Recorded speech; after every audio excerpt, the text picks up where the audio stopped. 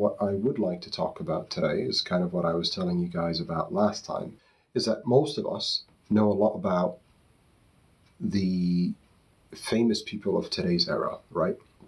We know about, even in recent history, we know these names, right, of people who apparently did great things, whether they were good or bad. Their magnitude still, counts as great in terms of the effect of what their actions did on the outcome of the world, politically, socially, economically, financially, entertainment-wise, whatever the case is. There are names that always, stick around, and they're always mentioned whenever you're speaking in realms of, or in those specific realms. Those names will come to light, even if they're people who died 100 or 200 years ago. And but more so with today's generation, we tend to focus on those who have the limelight on them.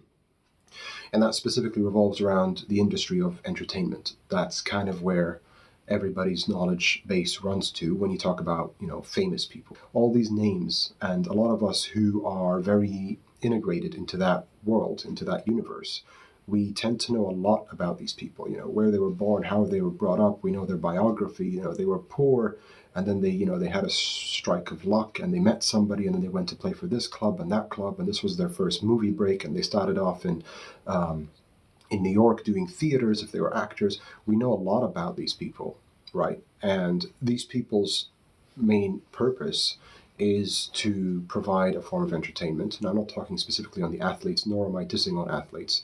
I tend to have a negative viewpoint on most actors and actresses just because of the industry that they serve, and the outcome that they bring to the world is usually more negative than it is positive. But in terms of athletes, that's a separate conversation, but the idea still stands, is that we are talking about people whose influence has taken over our minds, that we learn so much about their lives when we disregard people whose influences have essentially caused us to live the way we do today under an Islamic light. So when we look at a lot of our religion, right, and the sunnahs that we do, and the practices that we've learned, and the morals and the characters and things like that, we don't even know who to attribute this to. There were men and women who died for the sake of the religion. There are men and women who did everything in their power, gave up their wealth, gave up their children, gave up their own lives, gave up their comfort. Whatever they gave up tremendous amounts. They sacrificed so much to protect the deen, to serve the deen. For you and I, for hundreds of years later, to be able to pick up a book or type it in on Google and find these references and read these stories so that we could take a lesson from their story, so that we could perhaps embody it in our daily lives, whether that's something to do with a specific characteristic like honesty or bravery or courage or truthfulness.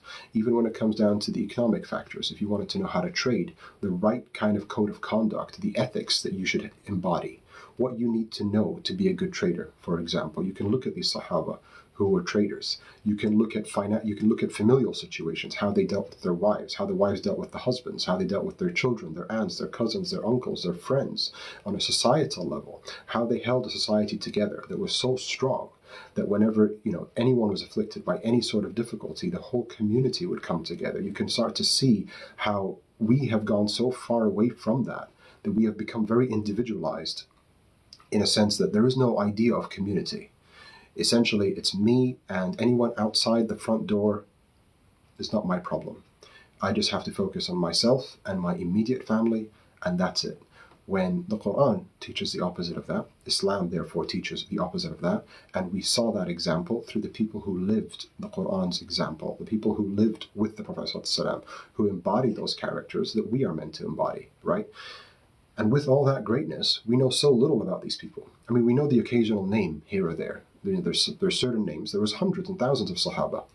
And then there were those who came after. There were those who were young Sahaba, who were very, very young. To be a Sahabi, you had to have witnessed the Prophet ﷺ physically, right? Those who came after were the Tabi'een, and then the Atba' Tabi'een, those who followed and those who came after, and so forth. And so of those Sahaba, there's thousands of them, yet there's a few names that we know, because they're just kind of famous. It's like, okay, yeah, I know Umar bin Khattab, I know Uthman, these are the Khulafa, great, okay. And they're great people. We just know a lot of them by name. And we know that, oh yeah, this guy was the second Khalifa, and everybody was kind of afraid of him, and he was a really tough guy, and he was really strong. That guy was very kind, he was very rich. We don't know why, we don't know how they conducted their daily lives. We don't know much about them, which is a sad reality. Yet we know so much about some random guy who shows up on Hollywood, who reads off a script and pretends to be a character that they are not, just to make sure that you laugh or you feel some sort of certain type of emotion, that you build a liking towards this character, and then you mistakenly assume that this character that this person is portraying is an actual reflection and representation of the actor himself in real life, when the two oftentimes are very, very unrelated. The character and the actual actor have nothing to do with each other. Subhanallah. But yet we put these people on a pedestal. And whenever their names are mentioned, it's like, oh, it's great, it's that actor, I gotta watch this, I gotta listen to their story. And if you see an interview, oh, it's with that person that I really like, let me listen to what they have to say. And you waste so much hours listening to somebody who essentially is disingenuous in most cases. And I'm not picking on anyone specifically. I'm talking generally on this industry that we find ourselves so wrapped around. Yet we've disregarded the people who have genuine influence over us and who should have influence over us because of what they've done 1,400 and some years ago. Their effect is still seen today and will continue to be seen until the day of judgment. And of those people, of those thousands of Sahaba, there are 10 who stood out. Right? Those 10 were promised Jannah by the Prophet ﷺ. Now that alone is something worth just taking a step back and just thinking. It's like, okay, we have a group of great people, men and women, right, who lived with the Prophet ﷺ, who did so much. These were great, great people. These are the greatest people to walk the earth after the Prophet ﷺ. That's correct. But of that group, there were 10 who were guaranteed Jannah. Al-Ashra Mubashirin bil Jannah. And it's like, and the Prophet ﷺ himself promised them Jannah. And it's like, while they're alive, they're promised Jannah.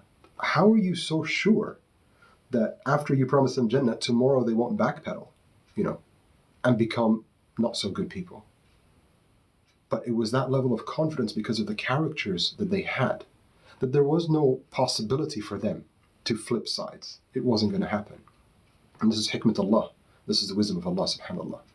And so of those 10 people, I would like to go through their biographies over the next few days, throughout Ramadan, inshallah, as time permits, to try to get an understanding of who these people were, their lives, their history, what they accomplished, and what they offered, just to kind of enlighten us, and myself along the way, first and foremost, because I've been reading through this myself, and I'm fascinated as I read through the biography. And today we'd like to start with Abu Bakr radiallahu anhu. And as I read through his notes, his story, and I put my notes together, it's just you're developing this sense of relationship with this man. You're kind of seeing what he was going through, and it gives you something physical you can work with. I know it's in your mind, but because you can start to see the depth of this person's life, you can start to imagine more and more, and you feel more connected to this person, rather than, oh yeah, Abu Bakr was a really great guy, he was Prophet ﷺ's friend. That's it. That's pretty much it. He was the first Khalifa, and he was like a very great guy. He did a lot of sacrifices. You're giving very vague statements, which are all true, but they don't have the depth that would allow for a person to feel that sense of connection with, rather than going through the entirety of their lives, right? Now, I won't be able to do the entirety of their lives, and there are people who are far more capable of doing so, and they're far more learned than I am, who could do that. My main goal is to just touch on a few of the highlights, just to perhaps open the door into this person's life. And from there, you and I then can go further in our own time to unwrap the entirety of their lives, if that makes sense. And so with that little pretext and intro, I would like to start, inshallah, with the first of the 10 who are promised Jannah. And this is the man whose name is Abu Bakr al-Siddiq radiallahu anhu. Now, al-Siddiq, we'll get to his name, but al-Siddiq was his nickname. Most people knew him eventually by al-Siddiq. They didn't even know who Abu Bakr was. They're like, oh, where's al-Siddiq? Ayn al-Siddiq? Let's go see the Siddiq. Like, he was just called al-Siddiq. That was his known name. And al-Siddiq is what's the word here that I'm trying to use? It is it's an exaggerated form, but it actually applies. So it's not an exaggeration out of nothing. It's a true representation of his character, but it's an exaggerated form of the word, as-Siddiq, the one who absolutely believes with no doubt, zero. That's it. And the reason he was called a Siddiq is for many reasons, but one of them being, obviously he was the first Muslim man, adult free man to accept Islam, but also for the Isra and Mi'raj. That's when he earned the title, as-Siddiq. And we'll get to that inshallah as we go along. So that's his his nickname, al-Siddiq. So Abu Bakr radiallahu anhu, his name, there's a hadith that's reported in, it's a hadith from Ibn Umama radiallahu anhu. And the Prophet ﷺ said, and I'm just going to read it off my notes so I don't mess it up. I was brought the scales and placed in it against my nation in the other scale. So the Prophet ﷺ was in one side of the scales, and the entirety of the Muslim Ummah was in one side of the scales, and he outweighed it, obviously. And then I was raised, and Abu Bakr radiallahu anhu was placed in the scale, and the entirety of the Muslim Ummah was placed in the other. And Abu Bakr's one outweighed it. And then he was raised. And then Umar ibn al-Khattab was placed in the scale, and the entirety of the Ummah was placed on the other side. And he outweighed it until the scales were lifted, and I watched, and then the scales were lifted to the heavens as I gazed at it. And this is a hadith reported by Ibn Umama radiallahu anhu. Abu Bakr as-Siddiq radiallahu anhu has several highlights that I would like to go through, just to give you a contents page. The first one is, he was the first man to accept Islam. He was the companion of the cave. He did the greatest sacrifice, which we'll touch on inshallah. He kept the ummah together when the Rasulullah passed away. He was the first Khalifa in the Islamic history. He was the first Caliph. He fought the Ridda wars, and we'll touch on that inshallah. And he preserved the Quran. He put it into writing, and he preserved it, the compilation of the Mus'haf. And we'll talk about his love for the Rasul and how he was the most beloved to the Prophet ﷺ, and then finally his death and legacy. So starting off, Abu Bakr as-Siddiq was born Abdullah ibn Abi Quhafa. Abu Quhafa, yani father of Quhafa, was his father. His father's name was Uthman ibn Amr. Now, his father was also a nobleman from Quraysh. And Abu Bakr radiallahu anhu's lineage goes back to the Banu Taym clan, and of that he goes back to al-Mu'arra ibn Ka'b. The reason I'm saying these names, you don't have to remember them, is Mu'arrad ibn al-Ka'b was one of the founding fathers, let's say, of the Quraysh, of this region. So essentially, he's as Qurayshi as they get. Like, he's from the originals, like he goes all the way back up to al-Mu'arrad ibn Ka'b, one of the founding fathers, so he's a full-on Qurayshi. Like, he's from the originals, right? And his father is Uthman ibn Amr, or better known as Abu Quhafa. So his name, Abu Bakr, is Abdullah ibn Abi Quhafa. He was born in 573 CE. He was born 2 years after the Prophet ﷺ, and he died 2 years after the Prophet ﷺ's death. And he died at the same age, right? And his father, Abu Quhafa, he was one of the... So the way Quraysh worked, a lot of the Arab tribes at the time, obviously everything was very tribal. It's very different than what we see today. It's a very different world. You will see elements of tribalism, and not in the negative connotation, by the way, but just the idea of how tribes live together. You will still see that in the Middle East, specifically in the Gulf. Like when you go to the Emirates, when you go to Saudi, you go to Kuwait, Qatar, and so forth, even parts of Syria, in some of the Bedouinish areas, you will see the tribal lifestyle there. You'll have the chiefs of the clans, they all get together. They have a very different way of living. We're not used to this at all. You don't see it anywhere in the Western world. It's something that's, you have to go there and see it and watch it. It's a very different way of life. And so the chiefs of the tribes, they kind of decide everything, and whatever they say, it's their Quran. That's it. The chief said, you cannot fight this back, you cannot disregard it. Any form of that is considered, a massive disrespect, and that can end up in a big problem. It can end to you losing your life and fights between clans and so forth. And so Abu Bakr radiallahu anhu, his father, was one of the chiefs of these clans, right? He was one of the big guys. So he's one of the, let's call him, he was in parliament. Right, he was one of the top guys. He was a minister in the parliament. And so he already came from a lineage that was authentic, and it was from Quraysh. And his father is in parliament. He's a minister. So he's well connected, okay? His father didn't become Muslim until around the Fatah Mecca. So when Mecca was opened, many, many, many years later, that's when he became Muslim. And in some narrations that I read, he became Muslim just before the Fatah, and in some it was during the Fatah. And regardless, that's when he became Muslim. Eventually he became Muslim, alhamdulillah. His mother, al-Khair, whose name was actually Salma bint Sakhar, she became Muslim very early on. Right? Radiallahu anha, she became very Muslim. She became Muslim very early. And he had siblings. Now, there's not much that I could find on his siblings, but I'm sure if we dig deeper, we'll find something. He had Mu'taq, radiallahu anhu, and he had Farwa, radiallahu anha. There's not much again on these, but they both became Muslim. From what records I could dig up, they were both Muslim, but that's as much as we know about them.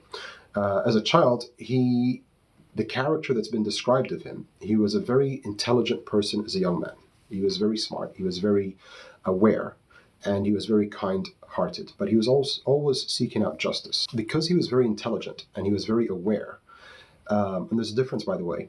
You go to school and be smart doesn't necessarily mean you're an intelligent person, right? The two are kind of not always related, to have intelligence and to have smartness, kind of like book smart and street smart kind of a thing. Through that intelligence, obviously by Allah's grace, alhamdulillah, he found a severe disliking to the way society operated at that time. This is pre-Islam. Yani the idol worship and all the haram that they did in every way possible, all the fawahish that they did, all the evils that they committed in terms of drinking, in terms of free mixing, in terms of the relationships and so forth, he abstained from all of that, similar to Muhammad ﷺ. And this was a fitrah that he had within him. This was a natural disposition that he had within him, that this was wrong. He was a monotheist. There's a God, there's one God, and that's it. I'm not doing any of this idol stuff. It doesn't make sense. It seems wrong. I don't like it. And he was put off by it right from the get-go. So he never had a liking or any sort of leaning towards this kind of haram, which is very impressive at a young age. Again, because to look at that and you compare it to a person who's young today, right, the youth, generally, you want to go with the flow. You want to fit in. You want to, whether you like it or not, you kind of have to fit in, because to take the other stance ostracizes you from society and makes you a weirdo. Like imagine you're sitting, a young person in their teens, right? 12, 13, all the way up to 19, when you're kind of, very emotional, hormones all over the place, and everybody's doing the same thing. They all go to the parties together. Now, I've lived in the States, in Arizona, and Arizona has a university there called Arizona State University, ASU. This university literally has the reputation of being one of the biggest party universities in the States. Yani, it's known that you go to this university and you're going to party. That's kind of, for the next 4 years or however long your course is, 3 years to 5 years, whatever the case is, you're going there to party and quote unquote have fun. And by fun, obviously, that's just a euphemism used to do every kind of disgusting act possible. And so when you're in that kind of a group and that's your environment, and all your friends every weekend are like, let's go drinking, let's go party, let's go X, Y, and Z. And you're like, no, not interested. Where do you think that puts you as a young person? It's like, don't be such a, and you can think of all the names, right, that somebody would call you out on. Say, why are you being, don't be so strict. What's wrong with you? Loosen up, have fun. You only live once, etc., etc. This mentality is not something that is limited to just our generation. This is the human psyche. We have a tendency to try to go with the flow, to try to go with the herd, to try to go with the gathering and the group. We say, well, everybody's doing it. هَذَا مَا وَجَدْنَا عَلَيْهِ آبَاؤُنَا. This is what we found our fathers and our forefathers on. So therefore, everybody, I don't understand. Why is it wrong? What's wrong with everybody? Like, this isn't something that you didn't start off as a Muslim and then you know what's bad and then you're engaging in the bad. You started off neutral at a very young age and then you went into the bad. And so you don't know the counter to that. So this is now normal. It's not considered bad. This is just normal. And so to even to abstain from the normal, quote unquote normal, is very, very strange, if that makes sense. And so he abstained from all of this. And because of this mentality that he had, because of this characteristic that he had at a young age, by default, he's ostracized from the people who are engaging in all this kind of filth and fawahish and zina wa shurab and partying and all kinds of things. Well, he's got to go into a club by himself. Well, somebody else in that club as well, Muhammad ﷺ, because he also had a very similar characteristic. Obviously much better, but of the same realm, where he also abstained from all of this stuff. And he had a natural disposition to reject the idol worship, to reject this partying and all this nonsense and the free mixing and the relations, the haram relations, the illicit relations, the drinking, etc. He was against all of this. And so by default, these two come together. And now they're friends at a young age. This is pre-Islam. They're still children here. And they find each other. Subhanallah. وَالْقُلُوبُ لِبَعْضِهَا وَالنَّاسُ لِلنَّاسِ. Yani, it's fascinating. The hearts will find each other. They will seek each other out. Good people find good people. And you make a little circle. Eventually he grows up and he becomes a trader, because that's kind of the family business. And essentially in those times, we had that in Europe, I suppose, to some extent. It still exists, but it's not as common, where the child would learn the trade of the father. If your father was a plumber, you eventually pick up plumbing and you become a plumber. Your father was a a carpenter, you become a carpenter because you kind of pick up the father's business or the grandfather's business, and you inherit the factory and you inherit the business and the clientele and so forth and so forth. Similar concept there. So he grew up in a family of traders, specifically in cloth and fabric and material. So he used to do the rihlat al-shita'i wal-sayf. Excuse me. So he used to travel between Yemen to go to Syria, to go to Mecca in the middle, and he would bring items from Yemen and sell it in Syria and sell it in Mecca. He would bring items from Syria and sell it back in Yemen, and that's how he would make his money. And he was very rich. He was very wealthy. So he was a good trader. Now, that's how he made his money. He was a trader. That's his childhood. Now we move on to his marriage and the children. Before Islam, Abu Bakr radiallahu anhu was married to Qutayla bint Abdul Uzza, or Abdul Uzza, rather. Abdul Uzza, one of the gods that they had, one of the main 5 idols. He was married to this woman called Qutayla, and then he also had a second wife called Ruman bint Amr. Qutayla, he divorced after he became Muslim because she rejected Islam. She refused to become a Muslim, so he divorced her. With Ruman bint Amr radiallahu anhu, Ruman afwan, bint Amr radiallahu anhu, he had 4 children with her. He had Abdullah, he had Abdul Rahman, he had Asma, and he had Aisha radiallahu anhu. Ajma'in. Abdullah ibn Abi Bakr was one of the early Muslims, and his main job at that time, obviously he helped out with everything, but one thing that stands out in his specific biography was he was the guy who would bring in intel when the Prophet ﷺ and Abu Bakr were taking refuge. They were hiding in the cave when they escaped from Mecca to go to Medina. Remember how they had to stay there for 3 days? And we'll talk about that, inshallah. The preparations for the migration and then what they did during the migration and so forth. So his main job was to carry the intel. He's like, all right, he would come every night and say, this is what's going on. They're sending out a search party over there because they were, quote unquote, fugitives. And they had run away. And Quraysh wanted to catch them before they went to Medina. Because once they go there, they're going to set up, they're going to establish, and they could kind of foresee that this is going to be something even bigger than we can control. So we got to get him before he goes. And so they were fugitives. But we'll touch on that, inshallah, in more detail as we proceed. His second, actually, just before we finish onto the second child, with Abdullah ibn Abu Bakr, he fought in many of the battles, including the Battle of Badr, and he fought in a battle called the Battle of Ta'if where he was wounded, but he didn't die from that. He died a while later. He succumbed to his wounds. They didn't fully heal, and eventually he passed away. Allah yarhamu radiyallahu anhu. His second child was Abdul Rahman ibn Abi Bakr. Abdul Rahman did not become Muslim until around Fatah Mecca, until the conquest of Mecca, along with his father. During, it's around that time is when he became Muslim, and Abdul Rahman actually fought the Muslims in the Battle of Badr. I don't know much about if he fought in Uhud and the other battles, but in Badr it was mentioned that he fought against the Muslims. His third child, Asma bint Abi Bakr, Asma had the nickname Dhun Nitaqayn. Dhun Nitaqayn, she got this nickname because when they were hiding in the cave, she used to bring food and water and whatever she could bring to keep them going. But she used to bring it in. She used to take a cloth, tear it in half, and tie it to her waist on either side. So she'd have dates and food on one side, she'd have the drink on the other side, and they would be, on her waist balancing, and then she would take it up to them and give them their food, their water, their leban, and so forth. And so she became Dhun Nitaqayn. And Asma radiallahu anha married Zubayr ibn Awam. Zubayr ibn Awam is also one of the 10 Mubashirin bil Jannah, one of the 10 who are promised paradise. And they had a son called Abdullah ibn Zubayr, who died many, many years later. But he witnessed all the way up to the Umayyad Caliphate, the Umayyad dynasty.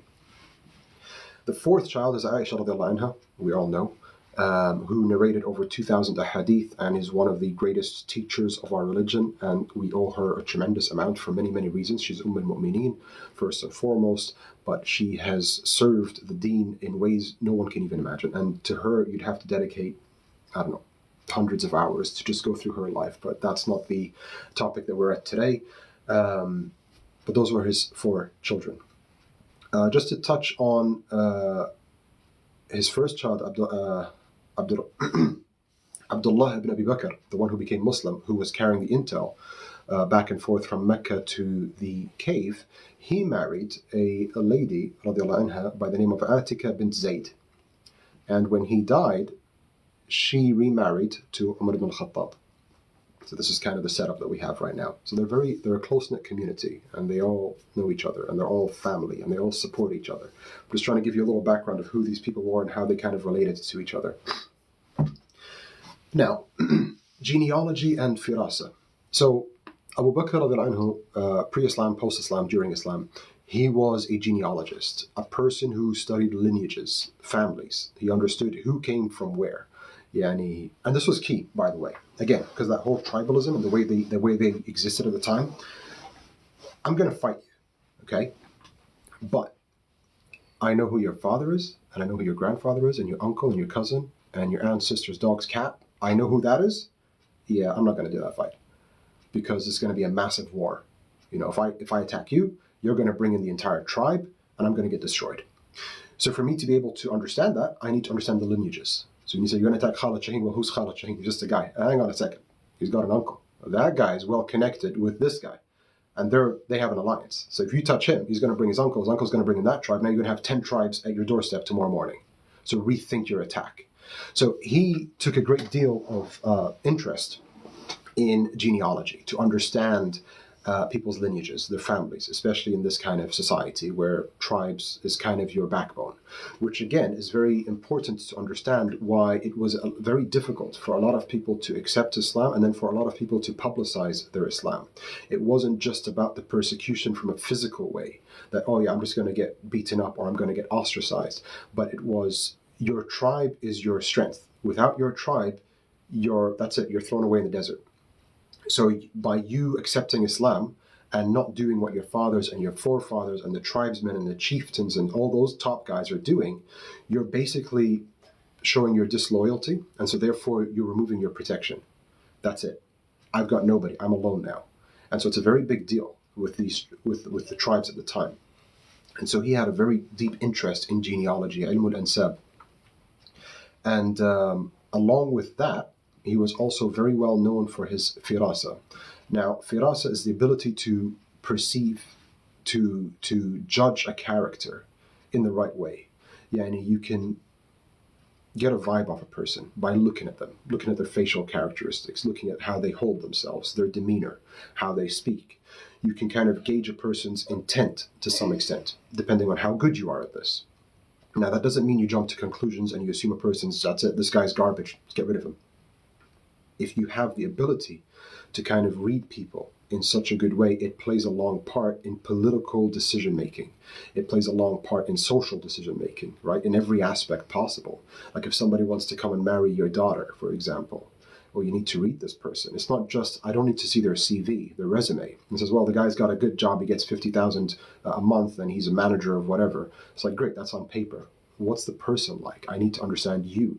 How do you handle difficult situations? How do you handle simple situations? How do you deal with X, Y, and Z? What do your friends say about you? What do people say about you? How do you hold yourself in a conversation? What do you do when you're uncomfortable, etc.? You have to be able to read a person. And so he was an expert at reading people. So now you couple these two skill sets. You've got genealogy on one side, so he knows your entire lineage and which family you come from, which also means what's your traditions, what's your way of understanding, what's your background. So think of it today at a larger scale. Instead of at a tribal form, you think of it as a nationality form, right? Cultures. So you have a Pakistani man who comes in. Pakistani man comes into the UK. He's got Pakistani culture. He's got Pakistani understanding. He's got a Pakistani upbringing. You've got a Somali person who comes into the UK. He's got a Somali upbringing, a Somali culture, a Somali background, a Somali understanding of the way the world works. And they're very different people, right? Now, if you don't know that each of those come from a very different background, you don't know what their background is like, you don't know anything about how they perceive the world, it's very, very difficult for you to communicate, and therefore it's also very easy for you to misjudge, or for you to misspeak, or for you to cause problems, because you could say the wrong thing at the wrong time. When your intention was good, it doesn't matter. You understand? So you need to understand who your audience is. And so Abu Bakr fit the bill right there. He understood who everybody was, their cultural background. Now, culture is a larger term. Today it applies. There was their tribal background, their affiliations, their alliances, what they were brought up with, what values they hold, essentially. Are these people more about money? Are these people more about honor? Are these people ready to kill? They don't care about that. They don't honor anybody. Are these people bandits? He had an understanding of who each person was. coupled with the ability to read that individual at an individual level. You could look at a person and understand that this person comes from that background and this is how they are today. And I can put both of those together. And he was able to assess a character at a very, very, let me rephrase it. He was a profiler. Like, you know how the FBI, there's a lot of TV shows, they talk about profilers, right? It's a psychological department in the FBI and certain, security bodies, where when they want to look for a fugitive or they want to study a criminal, I think it's under the branch of criminology, but you study how to profile somebody. You'll say, well, based on this crime, this person has to have X, Y, and Z psyche. They have to think in such a way. They have had to have gone through X, Y, and Z trauma. They were brought up in such a place. They were exposed to such difficulties or such eases and so forth. That's profiling, right? He had this, but obviously at a much further level. I mean, it's Abu Bakr, but he had the firasa and he had the lineage or the genealogy aspect. Put those two together and you've got the best profiler to walk the earth. If that makes sense. And so even from that, just before I continue on Abu Bakr, there's a hadith that's reported in Tirmidhi, and it's Hasan, the greatest Hasan. It says, beware of the insight, the firasa, of the believer, for indeed he sees with the light of Allah. It's very powerful to have this firasa, and we ask Allah to grant us the ability to have firasa because it allows us to navigate through life. Because we do have relations and relationships with everybody, right? Whether it's social, whether it's familial, whether it's, for business, whatever the case is, and you need to be able to read the person across from you at the table. I need to understand what your intentions are. I mean, are you here to cause harm? Are you here to do something good? Whatever the case is, I need to be able to read that. And so we say, Allahumma arina al-haqqa haqqan wa rasuqna ittiba'ah wa arina al-batila batilan wa rasuqna ijtinabah. Oh Allah, show us good as good, show us truth as truth, and grant us the ability and strength and courage to pursue it. And show us falsehood as falsehood, and grant us the ability, strength, and courage to reject it. And this also boils down to firasa, which is something that we should all try to attain because it helps us manage our lives on a daily basis. And so an example of Abu Bakr's firasa, coupled with his genealogy aspect, is, number one, his ability to recognize that Islam was the truth. Yani, essentially, he didn't blink when the Prophet ﷺ came up to him. And that's our next segment. But essentially, he didn't think twice. There was zero doubt in his heart. He was essentially waiting for this message his whole life. And so the second Prophet ﷺ comes up to him and says, yesterday I got wahi from Jibreel alayhi salam that I'm the messenger of Allah and I have to preach this message. He says, I bear witness that there is no God but Allah and you're his messenger. There wasn't any thought process there because he was primed and ready. Through his understanding, through his fitrah, through the genealogy, through the firasa, he knew Muhammad sallallahu alaihi wasallam. He knew his character. He was able to profile this man, alayhi salatu wasalam. So he understood that this person only speaks the truth. This person doesn't lie. This person is a good person. He has a genuine heart and a genuine intention. So whenever he says something, I don't have to think about it twice. He understood that very well. And he was waiting for a message. He just needed somebody to say something. And it was the best person, alayhi salatu wasalam, to say it. And so he accepted it right off the bat without thinking about it twice. And there's even a hadith about that, where the Prophet ﷺ says, every person I invited to Islam had some hesitation, except for Abu Bakr, radiallahu anhu. This is in Sunan Ibn Majah. Every person had some hesitation. And again, you'd have to, not that it's correct, but you'd have to understand that the hesitation is somewhat justified, especially that time. You're giving up everything you know. You're losing all sorts of protection, affiliation. Economic losses are tremendous. Political losses. Your family now is exposed. You might get attacked by anybody. You've just made the entire world your enemy. So it's like, well, hang on a second. I know it's kind of the right message, but I'm going to die. It's that bad. It's literally life or death. And so there is room for hesitation. You think, like, just 1 second. And plus, you're telling me that my dad, my mom, and my uncle, and my brother, and my sister, and my cousin, they're all wrong. It's like, just I need a second just to process this, right? So some level of hesitation is arguably, and I'm not saying Islamically it's correct, but it's arguably you can understand that, yeah, I can see why you can hesitate. It's kind of a big deal. It's not like, well, should we have, pizza or a burger? This is a big deal. This is life-changing in every way, every stretch of the definition is life-changing. The second example is he recognized the leadership and potential of Umar ibn al-Khattab, obviously. So even when he was Khalifa, he put him as, in charge of so many different affairs, and he appointed him as a successor, the second Khalifa after him. And we'll talk about that at his deathbed. And the third example of his firasa and his strength in genealogy was understanding who Khalid ibn al-Walid was, and to appoint him as the commander in the different battles when he did the opening of the Dawla al-Bizantiyya or Dawla al-Farisiyya, when he opened the Persian Empire and he opened the Byzantine Empire. He put Khalid ibn al-Walid in most of these battles because he understood right off the bat the type of character this man had, subhanAllah. And so, what did he look like? Just to give you an idea from what I could gather, he was lean, he was fair-skinned, and he had a slightly curved back, prominent forehead, and deep-set eyes and high cheekbones. He had a thin beard that covered his face, and he used to dye his hair in henna. This was kind of the norm at the time. They used to dye their hair with henna. And it's even a sunnah. For those with white hair, they can dye their hair with henna. And there's a hadith about it, but nevertheless. And he was very wealthy, as we covered. Excuse me, my voice is... I'm still recovering from man flu. So you got to bear with me. But yeah, so he was very wealthy, he was very well connected, and he was a very, very influential person because of his characteristics and because of his connections and his political status. So he had a lot of power behind him. Now, what did he do right after accepting Islam? The first thing he did was call others to Islam right off the bat. Why would he run and tell everybody? Obviously, there's the obvious reasons to spread Islam. But again, coming back to his character, this man was a man who sought out justice, who wanted to make sure that people were treated fairly, who wanted to make sure that people were not committing an injustice towards themselves. Because shirk and kufr is an injustice towards yourself. If somebody engages in that, may Allah protect us from shirk and kufr, but to engage in that realm is an injustice. It's a dhulm. Inna shirk kana dhulman. Shirk is a dhulm. It's an oppression. You are oppressing yourself, and by oppressing yourself, you are being unjust to yourself. And this was a man who hated injustice. He was part of a group called Hilf al-Fudul. Hilf al-Fudul was, think of it as a political activism group that served justice. He was a lawyer, essentially. And he was an activist, social activist, and a political activist. And what this group did, essentially, was try to bring justice mainly to traders and anybody else who, in the community, who was being treated unjustly by anyone who was bigger than them. Remember the whole tribal thing? So you had a big shot whose uncle is the head of the army, who just buys your products and then doesn't pay you. What are you going to do? What are you going to do? Who are you going to complain to? His uncle's the head of the army. Now what?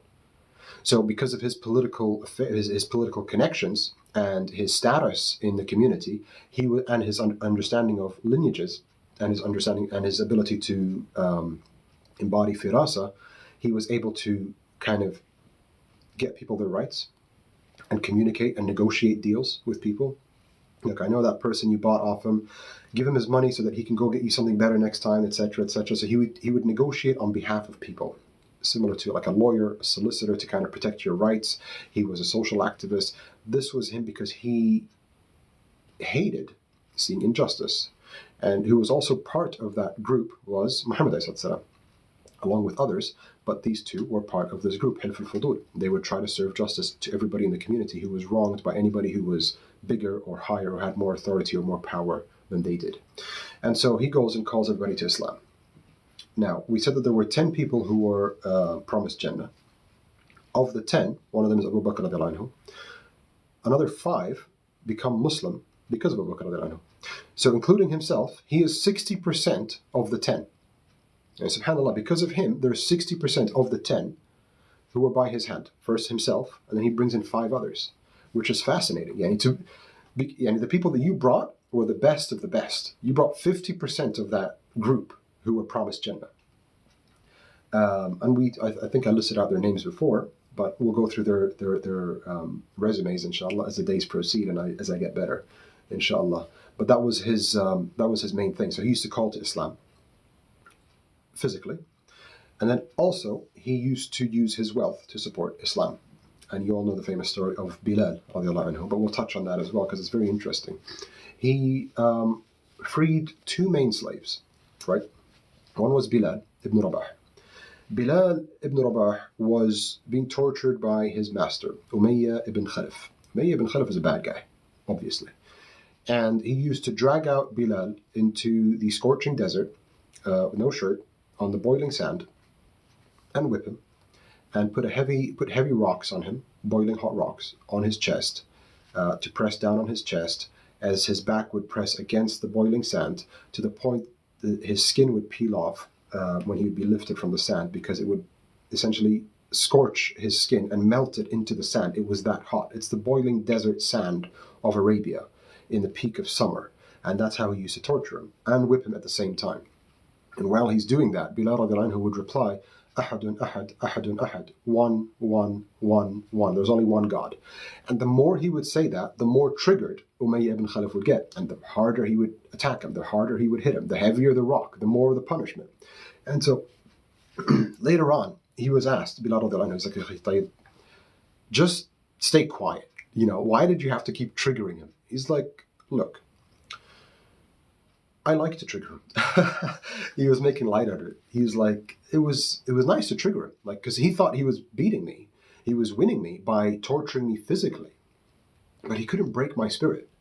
He kept hitting me, and that's hurting my body, sure, but there was the one thing that he wanted to torture, and he couldn't, which was my spirit, and that triggered him even more. And so it caused him more pain than it caused me, because I was winning this one. And he's physically winning, but spiritually and psychologically, that guy's getting crushed. The more he's hitting, the angrier he's getting, the more he's losing, Umayyah ibn Khalaf. And so that was one reason. And the second reason was, he's like, I didn't know much about Islam, but I just felt a deep sense of comfort every time I said one, Ahad, and Allah Ahad, because they were all polytheists. They worship many gods, many idols, right? And so he's like, I just felt a sense of comfort in my heart and tranquility. And we even have that in Surah Al-Ra'd, أَلَا بِذِكْرِ اللَّهِ تَطْمَئِنُّ الْقُلُوبِ. Indeed, by the remembrance of Allah, the hearts find tranquility and serenity and comfort and peace. You find that when you remember Allah. And so he's like, I found it like that, and I had to keep doing it. And so one day, Abu Bakr radiallahu anhu, now we know that his level of justice and his level of social activism and his level as a lawyer and a person who protects and preserves the rights of people, sees this happening. And so he goes up to Umayyah ibn Khalaf. He's like, I want to buy your slave. Umayyah ibn Khalaf initially hesitates. He's like, I know what you're up to. You essentially want to buy him and then go free him. And then, he's like, I know the scam. He's like, I'm not going to do it. But he thinks about it. He's like, well, actually, the slave is pretty much useless. I've beat him up to a pulp. He's tortured. His skin's peeling off.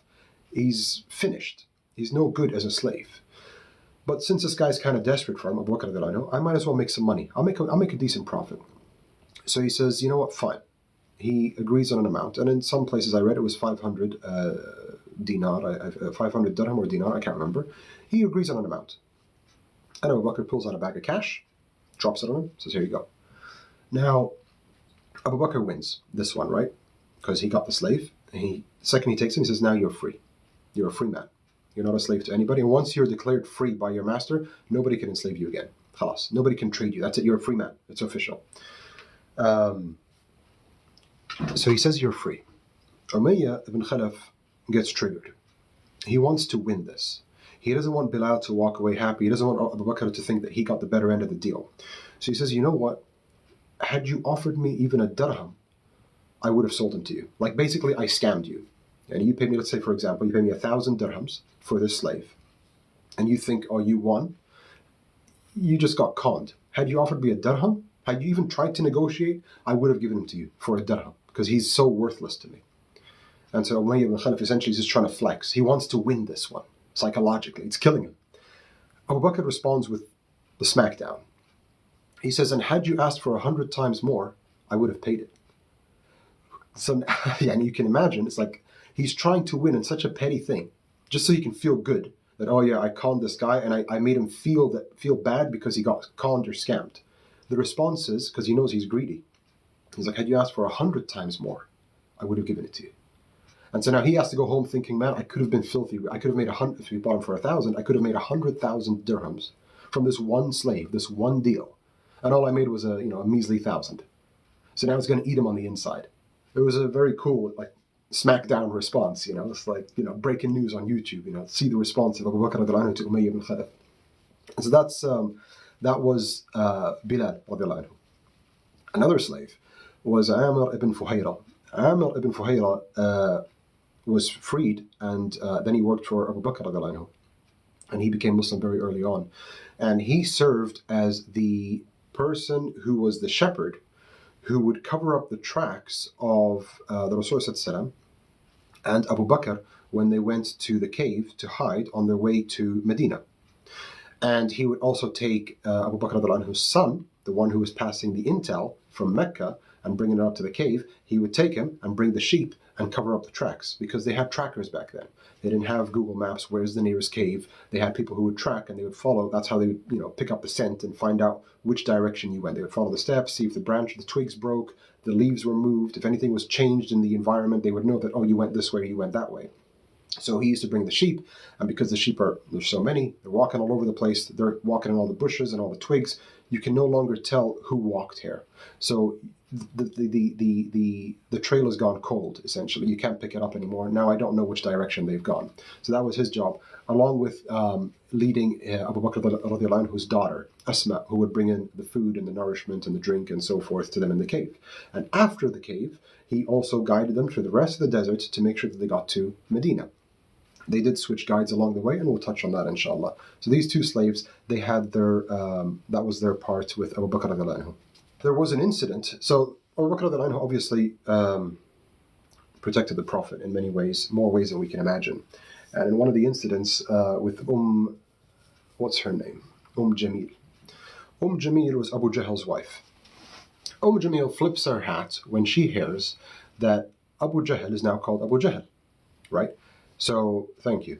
So, Abu Jahl, father of ignorance, was initially called Abul Hakam, father of wisdom, because he was a smarty pants. But then, after he rejected the message, his name got flipped to Abu Jahl, father of ignorance. And so when she hears that, and she hears that Muhammad ﷺ has rejected the gods, etc., she flips her hat. She says, that's it. You don't insult my husband, you insulted my gods, you insulted everything. I'm going to go and end this man. And she packs up, she gets some weapons, some sticks or stones or whatever the case is, and she runs off to the Kaaba. And she sees Abu Bakr radiallahu anhu sitting there. And she says, where's your friend? I heard that he insulted my husband, he insulted the gods, etc. I'm going to find him, I'm going to kill him. And she couldn't see him. And Abu Bakr looks to his right, or to his left, he looks to his side, and he sees the Prophet ﷺ. He looks at her, he's like, well, he tells her, if he were here, you would not be able to see him. And this is in Sirat ibn Hisham. If he were here, you would not be able to see him. He was there, but Allah protected him with a veil, that she comes, and he's sitting right next to Abu Bakr radiallahu anhu, and she cannot see him. In another incident, there was a beating in the Haram. So at the Kaaba, the Qurayshis go nuts every now and then, kind of similar to how the Israelis go nuts in Palestine. Every now and then they have to go break into Aqsa Mosque and kill people and beat up people. And subhanAllah, may Allah grant them patience and ease and grant them victory over their enemies and return the Ummah back to the former state of glory that it once had. There was an incident where Utbah ibn Rabi'ah beat Abu Bakr radiallahu anhu so bad at the Kaaba, face is covered in blood, he passes out, he wakes up from his coma, essentially. And the first thing he says, and imagine this, right? You get beaten up. May Allah protect us all. It's just hypothetical. You're in the street, you get beaten up by a gang. They beat you cold. You're unconscious. You come to, and the first thing you say is, where's Muhammad sallallahu alaihi wasallam? Is he okay? I was like, you can't feel your face. You're in a lot of pain. You're in a lot of pain. I don't think I'll last much longer than this, by the way. I thought I was okay, but I'm falling apart. You're in a lot of pain, and you come to, and the first thing you do is ask, where is Muhammad sallallahu alaihi wasallam? This is how much care and love he had for him. So after many years of being in Mecca and preaching the message, initially privately, and then eventually publicly, and getting beaten and persecuted and attacked and killed and murdered and so forth, the order comes to do hijrah, right? And so the majority of Sahaba pack up, not everybody, but a good chunk of them, and they start going to Medina in secret. A lot of them start going. And Abu Bakr radiallahu anhu was urging the Prophet, he said, come on, let's go, come on, every day, like, come on, when's our turn? Come on, we gotta go. They're getting closer. They're going to attack us. It's not safe for us. And the Prophet kept telling him to wait. Just don't go. And he didn't understand why. Until the order came for the Rasul to go with Abu Bakr. And so even Aisha radiallahu anha narrated, and I'm going to paraphrase the hadith, is that she had never seen her father cry out of joy like the day that the Rasul finally gave the okay, and that he was the Rasul's companion. It was that big a deal. Because they traveled in pairs or in groups. Nobody kind of went alone. You go together because it's a long trip. It's going to take several days to go across the barren desert to get to Medina from Mecca. It's hot. It's not safe. It's dangerous. You're wanted already. They have, patrols going around around Mecca. If they find you, they'll attack you. They'll hold your family hostage, etc. It's not a safe trip. It's not, you're kind of going as a refugee, and you're being, pursued. You're a fugitive. So a fugitive refugee. And so finally, the rule comes down. He says, okay, you're good to go. Abu Bakr had already planned for this because he was waiting. Any second our turn is going to come, but he just didn't know when. And so he'd already purchased 2 camels. He got them ready. He had them parked up in the drive. He had valet parking. They were ready to go. They were, loaded. All the stuff is there, the camping gear, the food, the equipment, whatever we need, we're good to go. So the second we get the okay, we pack up and we leave. Now, just before that, Allah reveals to Muhammad the plan of Quraysh, because these, fine folk of Quraysh came up with this genius idea. They're like, okay, one of the reasons that they cannot kill Muhammad is because of his lineage. Remember the whole tribal thing in Quraysh, again with all the Arab tribes? It's like, well, his uncle, his father, the connections, etc. It's going to be a big problem in Quraysh because, well, you killed my nephew. You can't do that. And now there's going to be a big war. And so how do you overcome that? If you can't point the finger at one tribe, let's point the finger at all tribes. That makes it a very big war. And so now you, as the tribe who's defending Prophet ﷺ, or 2 or 3 tribes that are defending him, you cannot take on 10 tribes because they're all the enemy. They all killed him. So therefore, that's it. It's over. I guess someone will just give you some blood money and everybody go home, and that's the end of it, and we win. That was their genius plan. So they appointed 1 man from every tribe and said, all right, you guys all go together, and you go at night, and you go to his house, you break in, and you kill him, and you come out.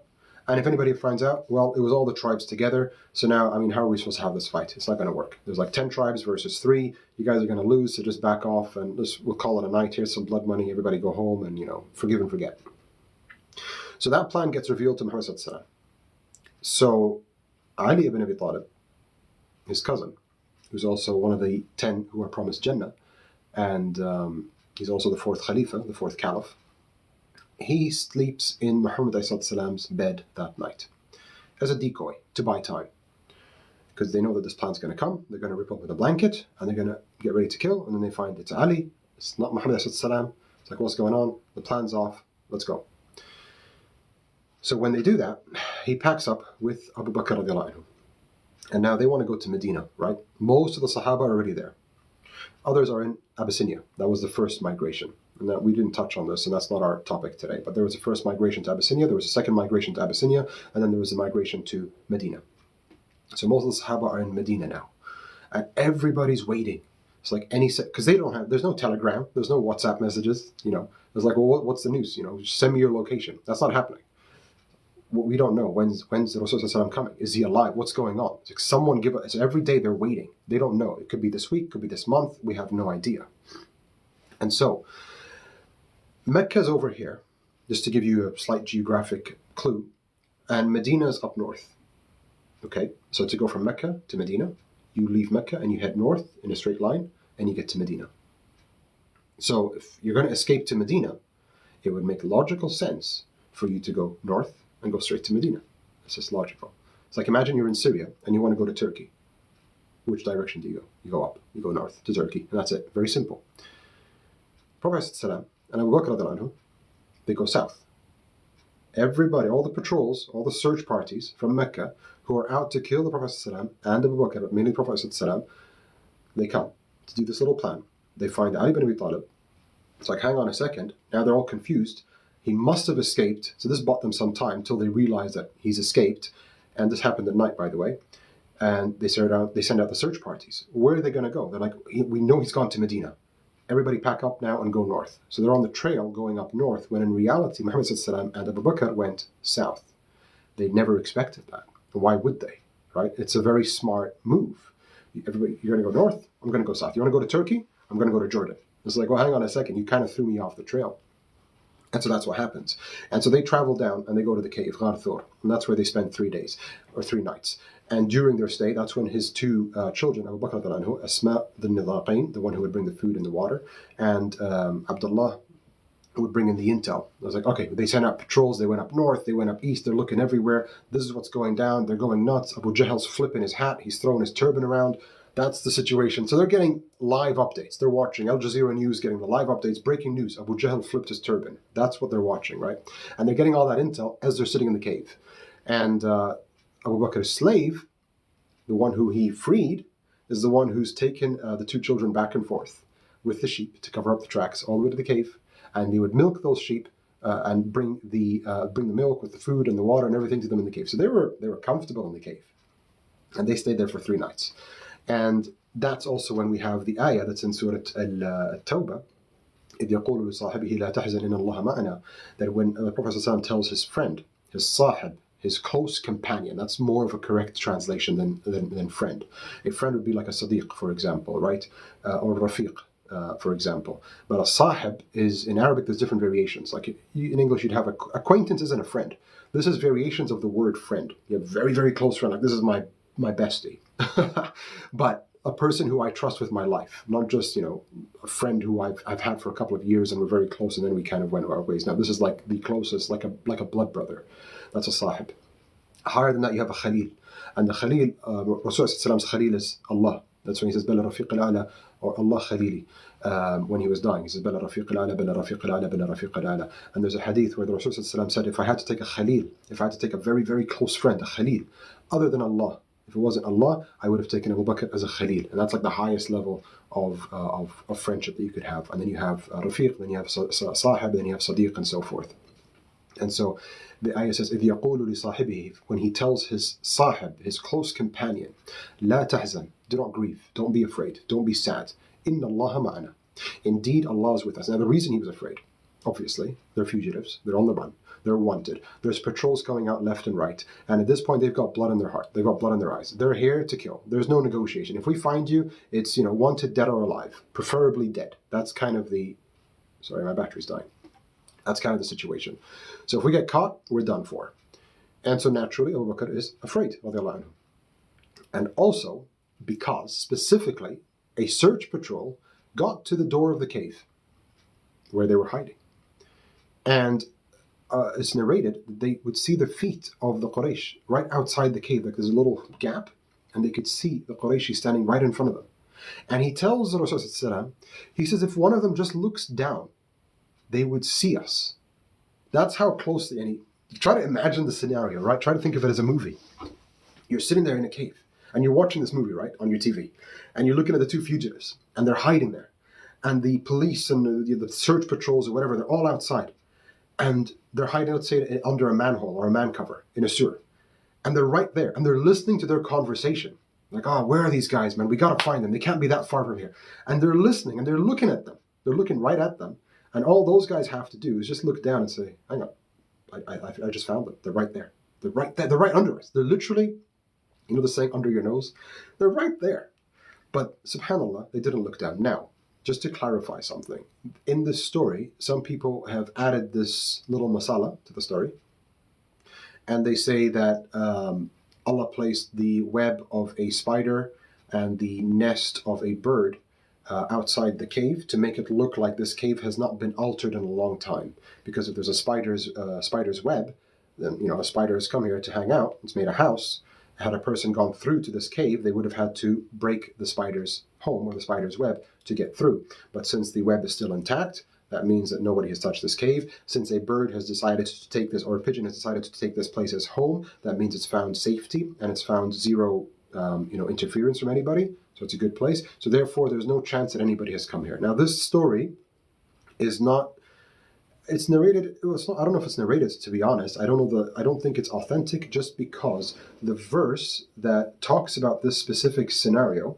So the verse says, "إِلَّا تَنْصُرُوهُ فَقَدْ نَصَرَهُ اللَّهُ." If you don't, I'm going to roughly translate this. If you don't provide him victory and protect him, Allah has already done that for him. About Muhammad ﷺ. Now this verse is also used to put the entirety of the Sahaba on one side and Abu Bakr on one side. So he's saying essentially, because this verse is being sent out to the Muslims, and of the Muslims were the Sahaba. And Allah is saying, إِلَّا تَنْصُرُوهُ فَقَدْ نَصَرَهُ اللَّهُ. And if you are not going to provide him victory and protection, then Allah has already given that to him anyway. And right after that he says, إِذْ أَخْرَجَهُ الَّذِينَ كَفَرُوا ثَانِيَ اثْنَيْنِ. When those who disbelieved took him out of his house, they caused him to be a refugee. They kicked him out of Mecca when he ran off. ثَانِيَ اثْنَيْنِ, the second of two, which is him and Abu Bakr. So essentially Allah is saying in this ayah to the Sahaba, to the other Sahaba, who are also great people, that you guys are great, but Abu Bakr has got his own specific status. You hesitated. You guys also caused problems to the Prophet ﷺ. I mean, Umar ibn Khattab before he was a Muslim, right? Khalid ibn al-Walid before he was a great people. But at one point, they caused harm to the Prophet ﷺ, to his family, to his friends. Abu Bakr never did any of that, not once. Pre-Islam, during Islam, post, nothing, not once. There is not a single stain on this man's name. And none of the Sahaba have that. After they became Muslim, that's it. But it's just to give you context of what we're talking about here. They all had a history pre-Islam. Abu Bakr did it. And so even if you guys don't support him and protect him and provide for him and give him victory, we've already done that. And he had his friend with him. And Allah is mentioning this specifically. إِذْ أَخْرَجَهُ الَّذِينَ كَفَرُوا ثَانِيَ اثْنَيْنِ إِذْ هُمَا فِي الْغَارِ, when they were in the cave. إِذْ يَقُولُ لِصَاحِبِهِ, when the Prophet ﷺ tells his friend, لَا تَحْزَنْ, don't be afraid, do not grieve, إِنَّ اللَّهَ مَعَنَا, indeed Allah is with us. فَأَنزَلَ اللَّهُ سَكِينَتَهُ عَلَيْهِ وَأَيَّدَهُ بِجُنُودٍ لَمْ تَرَوْهَا.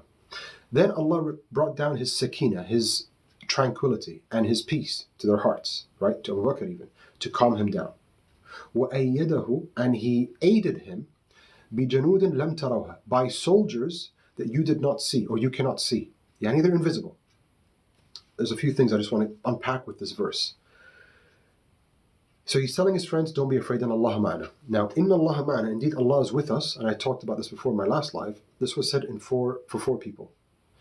One for Musa alayhi salam and his brother Harun, when Allah told them to go fight Fir'aun, and they said, we are afraid, and yaqtuluna, that he would kill us. He says, la takhafa, do not be afraid, innani ma'akuma, I am with you, asma'u wa ara. Asma'u wa ara. I hear and I see. Don't be afraid, I am with you. This is Allah telling Musa and Harun alayhim salam. Those are the two people. And the second time it's mentioned is here. Muhammad and Abu Bakr. Now it's mentioned for believers generally. Inna Allah ma'al mu'mineen, Inna Allah ma'al muslimin, Inna Allah ma'al sabirin. This is all there. But specifically, these four, which is fascinating. That's the status that Abu Bakr has. He's mentioned in the Quran multiple times, not just this verse, by the way, even in Surah Al-Layl, and we'll cover that later, inshallah. But he's mentioned here. Now, the point that I'm trying to get to with the whole masala story, with the pigeon and the spider, is that those are visible phenomena, right? If there's a spider's web, you can see it, you can feel it, you can smell it. I don't know why, but you could taste it if you wanted to. You could do all that. And you can see the pigeon, you can see the nest. But here Allah is saying, أَيَّدَهُ, He aided him with soldiers, لَمْ تَرَوْهَا, that you did not see, you cannot see, they're invisible. It's angels perhaps. That's what I would go with. There was a veil put by the angels. There was some sort of a cover that Allah put that did not allow the disbelievers to see Muhammad ﷺ and Abu Bakr in the cave. Does that make sense? That's why that story where there was the bird's nest and the spider's web, it kind of doesn't work well with this verse, because here the verse says invisible soldiers. Now the bird can be a soldier, that's fine. The spider can be a soldier, but these are visible, if that makes sense. And so that was the story with the cave. They pack up the patrol, the search party, and they leave. Yeah, we can't find this guy. Where are they? And they stay there for a few days, 3 days, and then they pack up, and now they start heading north. But they take a different route around Mecca to go up north. Now, they sent out on that journey, and they were guided by a man called Abdullah ibn Urayqit, who was a non-Muslim, right? just want to get to the story of Abdullah ibn Urayqit. We'll touch on that inshallah.